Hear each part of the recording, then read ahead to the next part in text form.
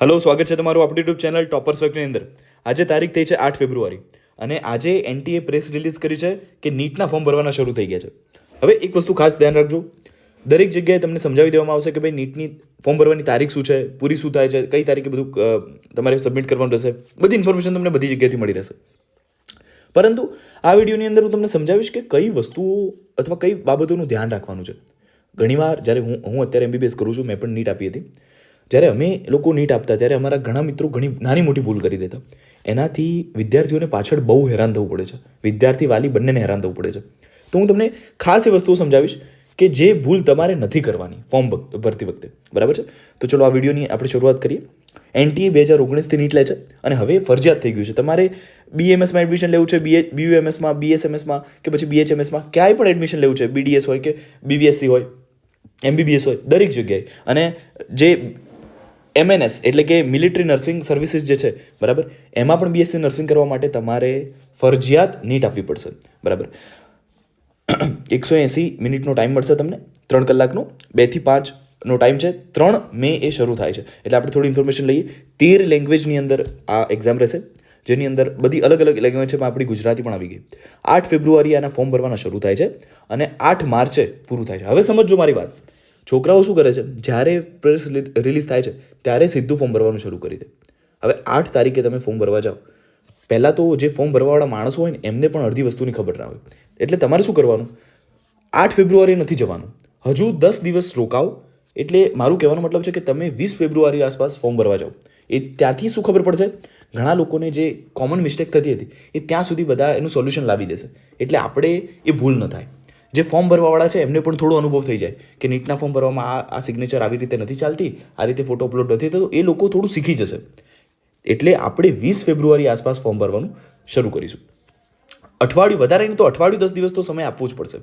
બીજું, ઘણા લોકો લાસ્ટની તારીખની રાહ જોવે. ભાઈ એટલું લેટ પણ નથી કરવાનું. 8 માર્ચે આપણે જઈએ ફોર્મ ભરવા, બરાબર, છેલ્લા ટાઈમે 7, અને ત્યાં આપણને ખબર પડે કે આપણું આ ડોક્યુમેન્ટ વેલિડ નથી, તમે નવું કઢાવો, તો પછી આપણે એક દિવસમાં બધા નવા ડોક્યુમેન્ટ ના બનાવડાવી શકીએ, બરાબર છે.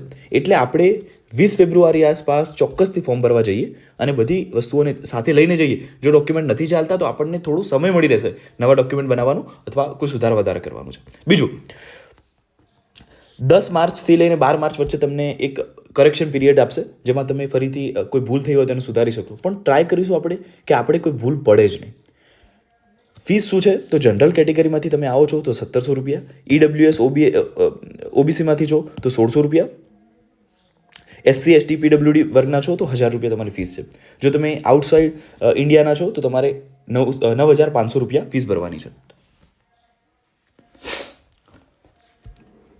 બીજું, સિટી જે છે એ બધું પાછળથી તમને અનાઉન્સ કરશે કે કઈ જગ્યાએ તમારો નંબર આવ્યો છે, આ તે વગેરે. એડમિટ કાર્ડ પણ પછી આવી જશે. 3 મે 2026 તમારી એક્ઝામ છે. પ્રિપરેશન જો થોડી પણ ઢીલી છે, તૈયાર થઈ જજો, બહુ મહેનત કરવાની છે આપણે. 180 મિનિટનો સમય રહેશે, 3 કલાકનો, 2 થી 5 વચ્ચે તમારો ટાઈમ છે. ધ્યાન આપીએ આપણે, જે છેલ્લો મહિનો છે એપ્રિલનો, ત્યારે આપણે દર રવિવારે અથવા દરરોજ 2 થી 5ની અંદર ટેસ્ટ આપીશું, જેથી આપણને જે ઊંઘ આવવાનું જે પેલું બહાનું મળી જાય છે ને કે ઊંઘ આવી જાય છે, એ જતું રહે, બરાબર છે. કારણ કે એક્ઝામ આપણી 2 થી 5 વચ્ચે છે. તો 2 થી 5 વચ્ચે આપણા મગજને આપણે એ રીતે ટ્રેન કરવાનું છે કે જે સૌથી એક્ટિવ સમય આપણા માટે રહે. બીજું, ફોર્મ જે છે એ આ ઓનલાઈન જે વેબસાઇટ છે ત્યાં ભરી શકાશે.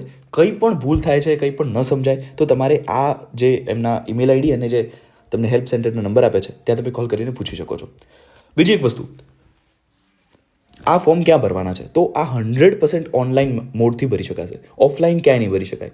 એનો મતલબ એ છે કે તમારે કોઈ સાયબર કેફે પર જવાનું છે, તમારા બધા ડોક્યુમેન્ટ્સ વગેરે લઈને, અને ત્યાં જે ભાઈ હોય જે ફોર્મ ભરતા હોય, ઘણા બધા આજુબાજુમાં તમારે સરકારી એક્ઝામો માટેના દરેકના ફોર્મ ભરતા હોય, એ તમને ભરી આપશે, બધાને આવડતું જ હોય છે.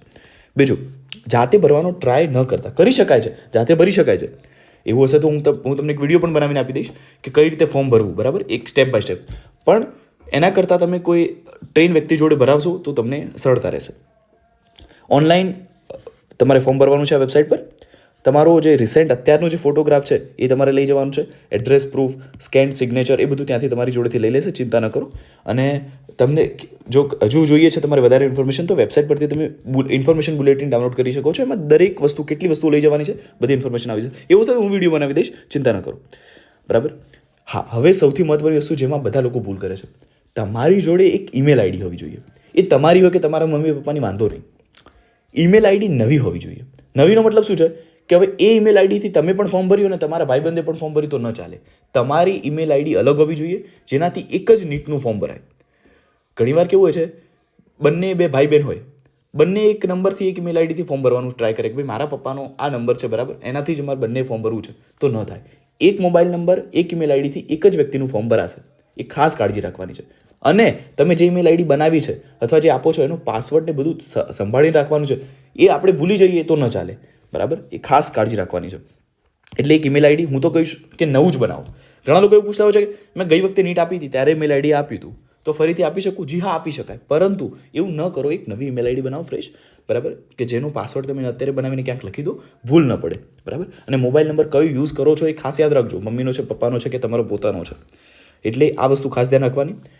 ઘણીવાર કેવું હોય છે, આપણી ઈમેલ આઈડી ખોટી આપી દઈએ તો પછી અને આપણી આધાર કાર્ડની બધી ઇન્ફોર્મેશન આપેલી હોય એટલે ફરીથી ફોર્મ ભરી જ ના શકાય. આવું થયેલું છે. મારી ખુદની બહેનનું નીટનું ફોર્મ ભરવાનું જ્યારે આવ્યું ત્યારે આ રીતે ભૂલ થઈ હતી. તો પછી અમે હેલ્પ સેન્ટર પર કોલ કરીને બધી પૂછપરછ કરી અને એ લોકોએ અમારું ફોર્મ છે એને રિજેક્ટ કર્યું અને ફરીથી ભરવા માટે ઓપ્શન આપ્યો. તો કંઈ પણ ભૂલ થાય છે તો તમે આ રીતે આમના પર કોલ કરી અથવા મેલ કરીને ઇન્ફોર્મેશન લઈ શકો છો. ડરવાની કોઈ જરૂર નથી. જો તમને હજુ પણ કોઈ વસ્તુ નથી સમજાતી તો અમારું એપ્લિકેશન છે TF by આર્યન પટેલ, એની અંદર અમે ચેટ સપોર્ટ આપીએ છીએ ફ્રીમાં. તમારે કંઈ પણ ન સમજાય તો તમે પૂછી શકો છો બેઝિઝક, કારણ કે અમને સીધો ખ્યાલ આવે. અમારા જે ટીમ મેમ્બર્સ છે તમને ઇન્ફોર્મેશન આપી દેશે. તમે ડાઉનલોડ કરી શકો છો આ QR કોડથી. ચેટ સેક્શનમાં જશો એટલે તમને દરેક ઇન્ફોર્મેશન મળી જશે. અથવા પ્લે સ્ટોર પર તમે સર્ચ કરી શકો છો TF by આર્યન પટેલ. જો તમે આઈફોન યુઝર છો તો આ એપ્લિકેશન અહીંથી ડાઉનલોડ કરી શકાશે. કંઈ પણ ન સમજાય તમે અમને પૂછી શકો છો, અમે હેલ્પ કરીશું. અને કઈ રીતે આખું ફોર્મ ભરવું, ડિટેલમાં શું ધ્યાન રાખવું, એ બધી પણ તમારી ઇન્ફોર્મેશન જોઈએ છે તો કમેન્ટમાં કહેજો. હું ટ્રાય કરીશ કે જલ્દીથી એક વિડીયો બનાવીને તમને આપી દઉં. જો તમે કહેશો તો હું બનાવીશ. બાકી તમને કોઈ બીજું ગાઈડન્સ જોઈએ છે નીટ માટેનું અથવા બોર્ડ્સ માટેનું. બાયોલોજીમાં મારો સ્કોર 360 આઉટ ઓફ 360 રહ્યો છે નીટમાં. ગુજરાતી મીડિયમનો વિદ્યાર્થી હતો. તો પણ એના રિલેટેડ પણ તમને કોઈ ઇન્ફોર્મેશન જોઈએ છે તો એપ્લિકેશનમાં અમારી ટીમ તમને હેલ્પ કરશે. તમને મારી જોડે વાત કરવી છે તો પણ તમે કમેન્ટમાં અથવા ચેટ સપોર્ટમાં એપ્લિકેશનમાં કહી શકો છો. આપણે વાત કરીશું, ગાઈડન્સ આપીશું, બરાબર છે. અને ત્યાં સુધી તમારું ધ્યાન રાખજો. પ્રિપરેશન કરવાની છે, બહુ મહેનત કરવાની છે. ટાઈમ બહુ ઓછો છે પણ થઈ જાય. જો મહેનત કરો, થોડું ધગસથી ચાલશો તો આરામથી થઈ જાય. જે પણ થાય ને, સાચું કહું તમને, છેલ્લા ટાઈમમાં થાય. મારી કાલે હું 3rd યર MBBSમાં અભ્યાસ કરું છું, ભણું છું, અને મારી કાલે ઇન્ટરનલ એક્ઝામ છે, બરાબર. મેં બહુ ઓછું વાંચ્યું છે ફ્રેન્કલી કહું તો, પણ આજે રાતે અને કાલ સવાર સુધી હું એટલું વાંચી લઈશ કે સારો એવો સ્કોર થઈ શકે. એટલે કહેવાનો મતલબ એ છે કે ધારો ઓછા ટાઈમમાં પણ ઘણું સારું થઈ શકે છે. એટલે તમારી જોડે જો 3 મહિના છે, નીટ આરામથી સારા સ્કોરથી થઈ શકે છે. ડરવાની કોઈ જરૂર નથી. ચલો, થેન્ક યુ વેરી મચ. જય શ્રી રામ.